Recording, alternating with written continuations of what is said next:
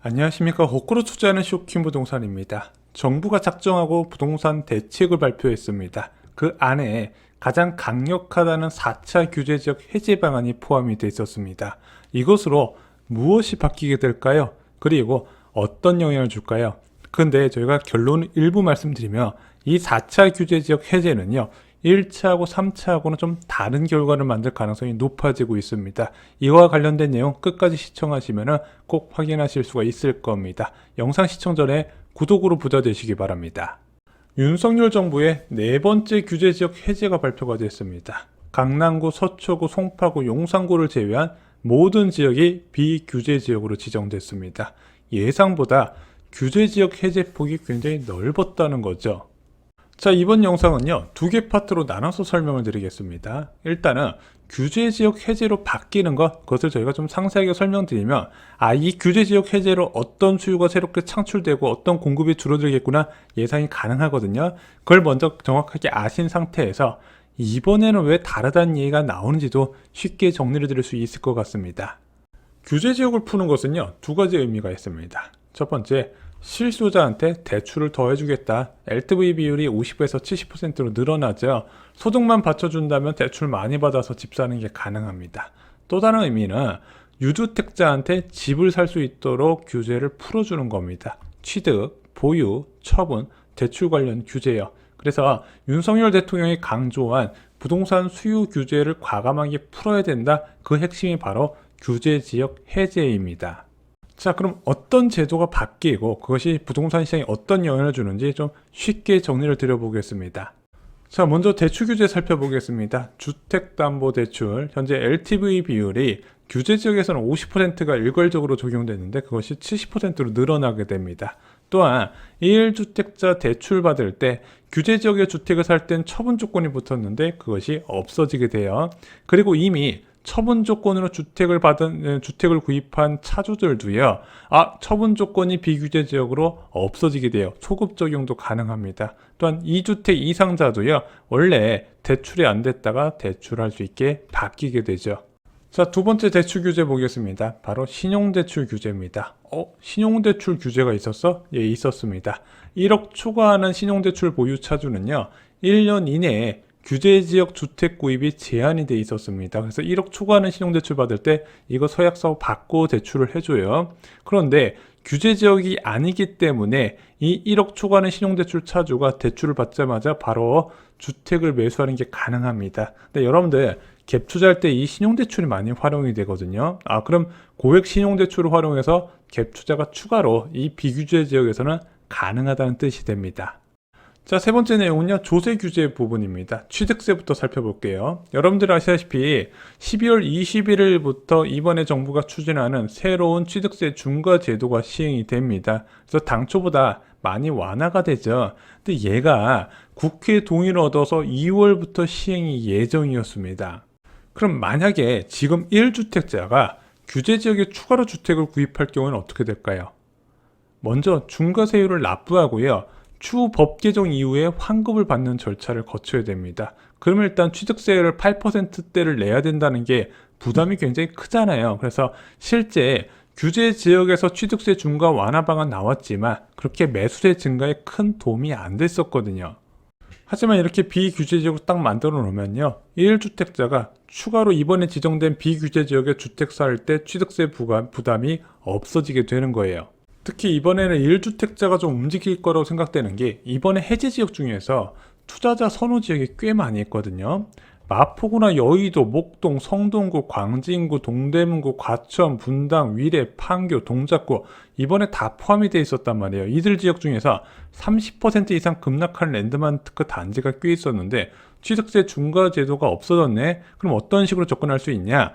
1주택자 본인 거주주택을요, 전세 놓고 대출을 받아서 갈아타는 게 가능한 거예요. 자, 네 번째는요, 종합부동산세입니다. 아시다시피 12월 23일 날 종합부동산세 개정안이 통과가 됐죠.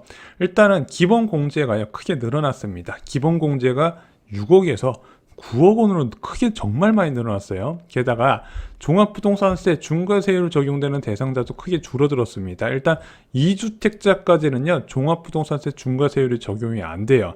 3주택자부터는요 조정대상 지역 여부 상관없이 중과세율이 적용되긴 하는데, 일단은 이 3주택 이상자도 합산 과표가 12억이 넘어야 된대요. 그 이하는 일반 세율이 적용된다고 합니다. 근데 얘는 인별과세잖아요. 한 사람당 두 채 보유하는 것까지 일반 세율을 적용한다고 발표했기 때문에 부부합산으로 4채까지 보유해도 종합부동산세 중과세율이 적용 안 되는 겁니다. 그래서 규제지역과 상관없이 이미 종합부동산세는요 다주택자 매도 압력의 기능을 이미 상실했다고 보고 있습니다.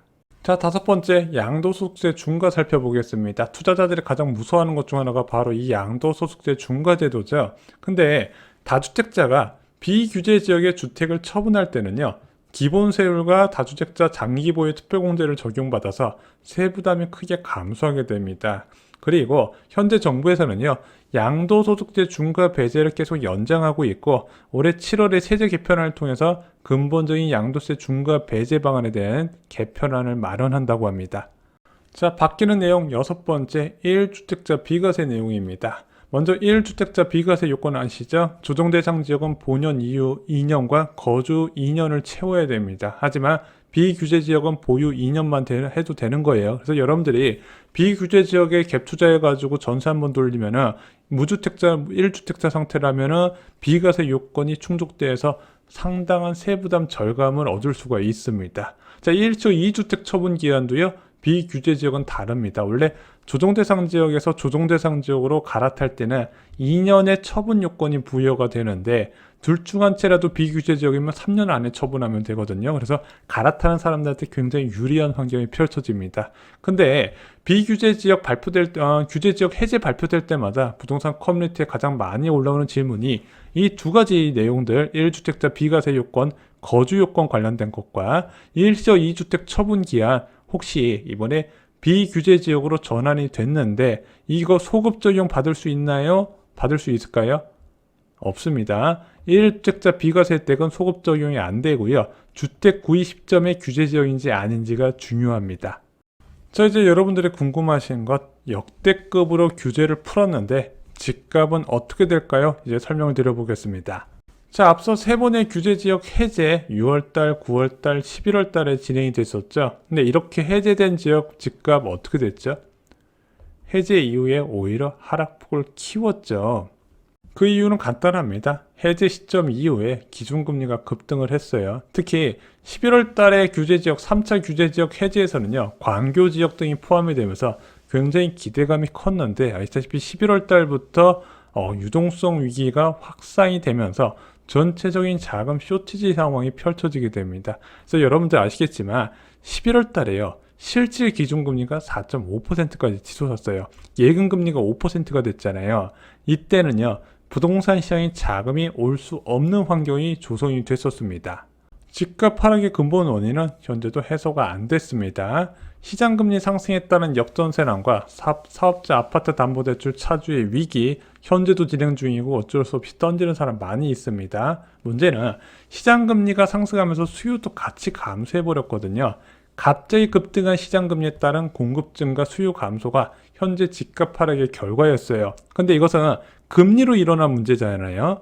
규제 완화에도 금리 환경은 안 변한다는 겁니다. 그래서 정부가 선택한 방안은요, 먼저 공급을 줄이는 정책을 꺼내든 겁니다. 다주택자 대출 규제를 완화를 해서 역전세난 맞은 임대인들한테 대출을 많이 풀어주고 있고요. 1주택자 청약 당첨자의 규제도 풀어줬습니다. 원래 처분 조건이 강력하게 붙었는데 그것도 일괄적으로 소급 적용해서 없어졌어요. 그리고 처분 조건 대출 차주 규제 완화도 이번에 비규제 지역을 대거 지정을 하면서 없어지게 됐다는 거죠. 반대로 수요는 늘리는 정책을 꺼내든 겁니다. 유주택자의 투자 목적 주택 구입을 허용해지네. 그래서 공급은 줄이고 수요를 늘리면서 금리가 낮아질 때까지 버티자는 게 현재 정부의 생각입니다. 하지만 자, 이번 4차 규제지역 해제 생각할 것이 있습니다. 첫 번째, 전국 투자자들이 선호하는 인기 투자 지역이 대거 포함이 됐다는 겁니다. 그러면은 전국에 집 한 채씩 다 갖고 있는 사람들이 만약에 아파트 투자를 한다면 누구나 다 서울을 생각하겠죠. 그럼 서울에 집을 사려고 하는데 규제 지역에서 그동안에 마음 놓고 투자하지 못했던 게 규제가 풀리면서 마음 놓고 들어올 수 있는 환경이 펼쳐지면서 수요가 몰릴 가능성이 있는 겁니다. 이거는 분명한 사실이에요. 원래 서울 아파트는요, 투자 수요에 의존할 수밖에 없었던 곳입니다. 근데 그 투자 수요가 들어올 수 있는 일단 문은 열어놨다는 거예요. 또 하나, 1차에서 3차 규제 지역 해제 때와 다른 중요한 점이 현재 있습니다. 바로 뚜렷한 금리 변화입니다. 이거 굉장히 중요한 내용 저희가 전용 영상에서 다루겠습니다. 자, 앞으로 예상 가능한 게 있습니다. 고점 대비 30% 이상 하락한 서울 랜드마크 대단지들이 있어요. 뭐 헬류시티도 있고 파크리오도 있잖아요. 그런데 고점 대비 10에서 15% 이상 하락한 거래 없는 단지들도 굉장히 많이 있다는 겁니다. 그래서 저는 앞으로 이렇게 덜 떨어진 단지들은 여기서 계속 하락 압력을 받을 거라고 봐요. 이번에 규제 지역을 풀었음에도 불구하고. 하지만 이미 많이 떨어지고 투자자들이 선호하는 랜드마크 대단지는요, 저는 좀 호가가 올라갈 것으로 보여집니다. 그래서 여기서 더 추가로 집값이 올라갈지 안 할지는 알 수는 없지만 일단 저는 이렇게 생각을 해요. 여기서 추가 하락은 제한이 될 것이라는 거죠. 자, 1년 중 전세 가격은 1분기가 가장 낮다 말씀드렸어요. 같은 기준금리 수준이라면. 자, 현재 전세 가격 엄청나게 빠지고 있죠. 근데 이번 1분기가 지나면 이 추락한 전세값이 하락을 멈추고 반등할 것이라고 생각을 합니다. 또한 여기에 기준금리가 고점이라는 인식이 퍼질 거예요. 이제 고점을 찍었다, 내려갈 만이 있을 거다, 이런 기대감도 같이 싹트게 되는 거죠. 이 두 가지가 본격적인 투자 수요 유입을 부를 건데 이번에 풀린 지역에서 유입될 가능성이 높다고 보고 있습니다. 자, 그럼 투자 수요가 유입될 때 집값은 어떻게 될까요? 저희가 영상 하나 올려드린 거 있죠? 이 공식을 안다면 여러분들의 인생은 반드시 달라질 것이다. 집값이 하락한 이후에 투자 수입이 먼저 유입되고 집값이 상승하는 순서 공식이 있다 말씀드렸습니다. 이 공식은 여러분들이 반드시 알고 계셔야 됩니다. 저희가 영상 뒤에 링크를 꼭 걸어두겠습니다. 자, 현재 부동산 시장 최악의 위기 상황인 거 여러분들도 아실 겁니다. 이때 무엇인가 이루셨으면 좋겠습니다. 더 크게 하락할 곳에서 내 집 마련 기회를 잡으시기 바랍니다. 역전세 대란에 더 크게 하락할 지역 자세하게 나와 있습니다. 또한 내 집 마련에 필요한 모든 정보, 노하우도 다 포함이 되어 있다는 거죠. 이상 오늘 영상 마치겠습니다. 좋아요, 구독, 공유 꼭 부탁드립니다. 감사합니다.